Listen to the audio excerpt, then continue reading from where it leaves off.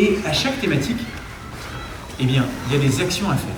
Ce mardi 10 octobre, les élèves de CM2 de l'école élémentaire Gambetta de Saint-Dizier ont reçu la visite de Monsieur le maire Quentin Brière. Un rendez-vous qui marque alors le lancement de la 3e édition du passeport du civisme. Les quelques 300 élèves de CM2 de la ville sont invités à travers cette thématique du dispositif éducatif à aider le maire de Saint-Dizier à être un bon maire. En tout cas, c'est la requête que confie le premier magistrat à ses élèves.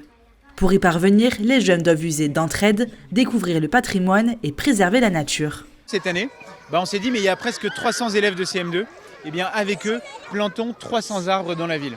Et à chaque fois qu'un élève plantera un arbre avec nous, on se débrouillera pour qu'il y ait son prénom et son nom qui puissent être inscrits à côté de l'arbre. Voilà, c'est une vraie initiation à ces thématiques-là. Ils vont découvrir aussi les étoiles avec l'observatoire de Valcourt. Ils vont pouvoir aller visiter le château de Fontainebleau, alors que l'année dernière, ils ont été à Compiègne. Et voilà, on enrichit les actions, on essaie de les faire bouger.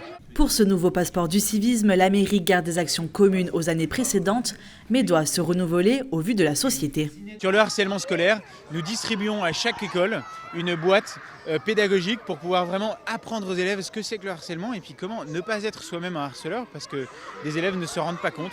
Ou bien quand on est soi-même victime, eh bien savoir le détecter et le dire, pas rester tout seul.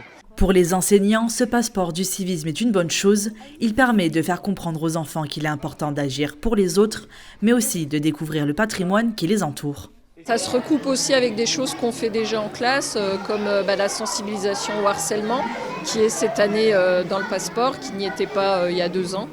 Et puis découvrir l'histoire de leur ville, qui est aussi au programme en géographie. Donc ça recoupe pas mal d'objectifs qui sont déjà dans les programmes de l'école. Le premier rendez-vous est donné le 19 octobre à la base aérienne 113, où tous les élèves pourront découvrir les métiers des militaires et se défier lors d'un parcours sportif.